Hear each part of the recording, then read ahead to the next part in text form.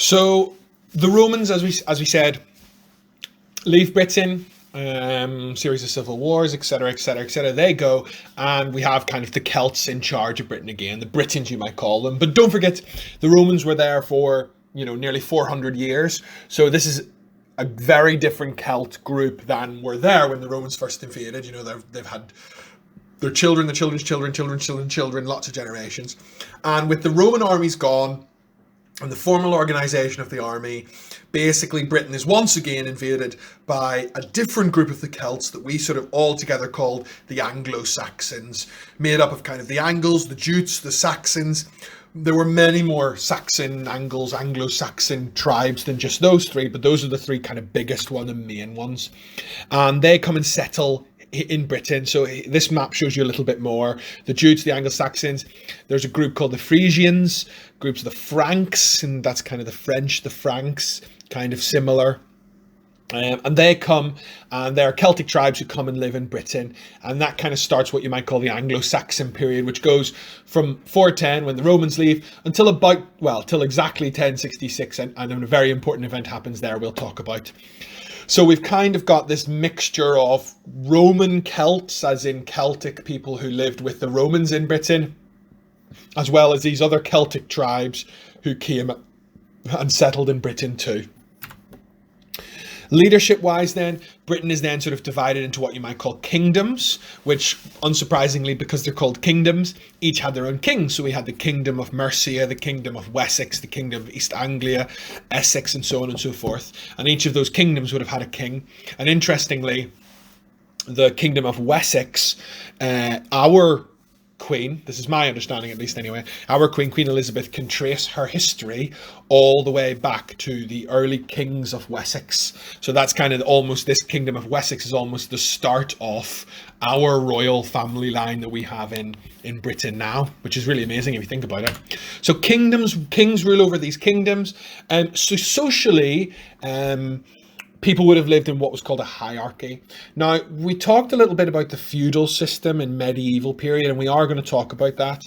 And this would have been quite similar. So the way that kind of society would have been organized, you would have had kings, and kings would have been in charge of kingdoms. Earls would have been kind of in charge of what was called an earldom. So they're like the next level down. They're sort of like the nobles. They would have been in charge of large parts of land. So maybe there was one king of Mercia here, but Mercia would have been divided into lots of different earldoms, and an earl would have been in charge of an earldom. Then within each of those earldoms, there would have been lots of these guys. They're called thanes. There was about 4,000 in total by 1060. So that gives you an idea of kind of how many people were thanes, not very many. And thanes then might have been in charge of a town or perhaps a village.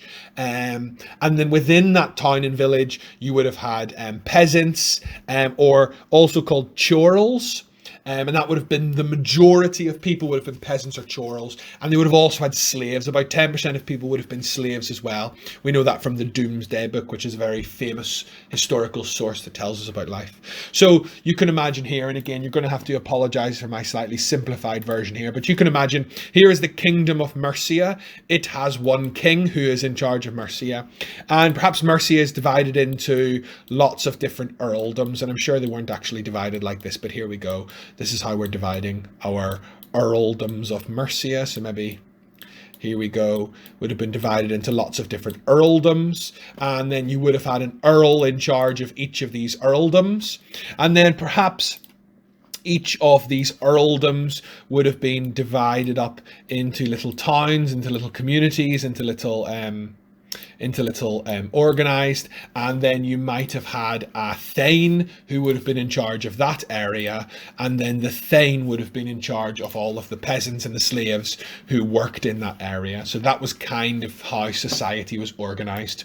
Most people being farmers, merchants, warriors, very similar to kind of the previous times that have come before this. Culturally then, we know the Anglo-Saxons, they would have hunted, they would have played games.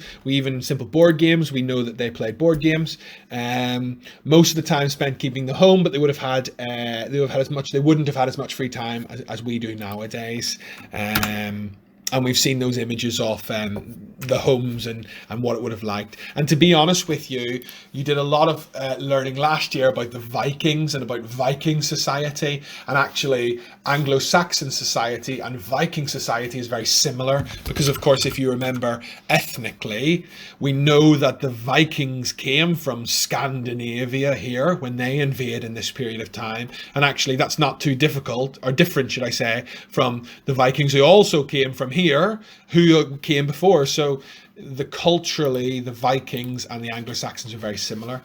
The really important kind of thing that happens in the Anglo-Saxon period when it comes to religion, when we talk religiously, is the conversion to Christianity. So St. Augustine, if you remember, was a religious leader, a monk, a Christian man who came to England. He came to Britain and converted many of the Celts in Britain to become Christians.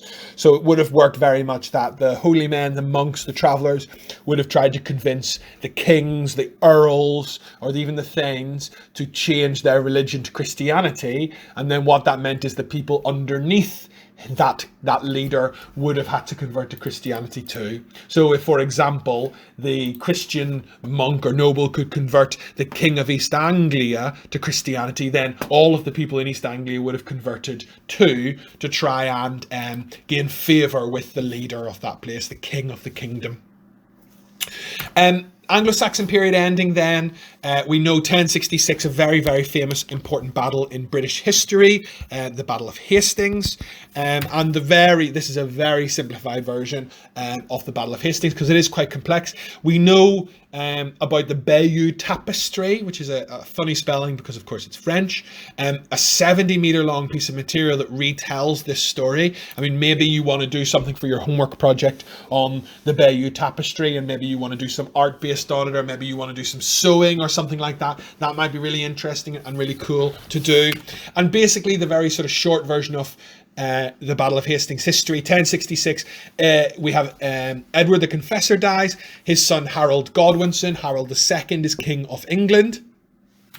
But also a duke in Normandy known as William, Duke of Normandy. He had a claim to the English throne. He wanted to be King of England. We also know that one of the Norwegian royal family, a man called Harald Hardrada, he had a claim to the English throne. He wanted to be King of England. And you basically had this three-way battle, these three groups of people trying to become King of England, trying to rule over all of England. And again, long story short, lots and lots of bloody battles, but eventually William, the Duke of Normandy, that William from France, from Normandy here, he becomes the king. He wins the war between all these different people, and he becomes known as William the Conqueror. He becomes King of England, and that begins the Norman rule of England, what we might call the medieval, sometimes called the Middle Ages, although the Middle Ages is usually seen as a longer period of time, but we're calling it the medieval period. And just to show you kind of how complex and complicated the battle was, here we have a map of the battle, the different armies and where they traveled to. So when we talk about the Battle of Hastings,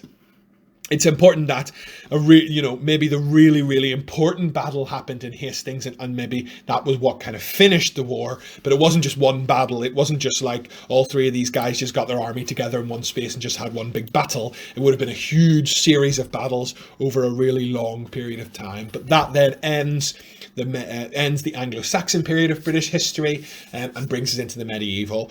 What might you want to do with that? Well, there's loads you could do with that for your project.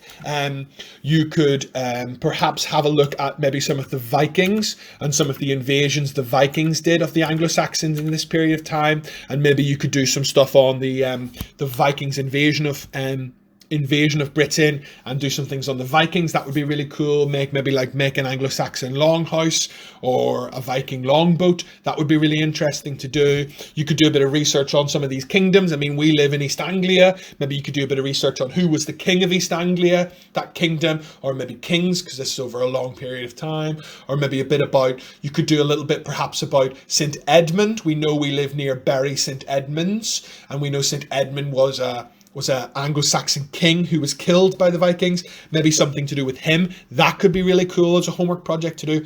Lots and lots of options, lots and lots of things that you could possibly do for your project. Thanks.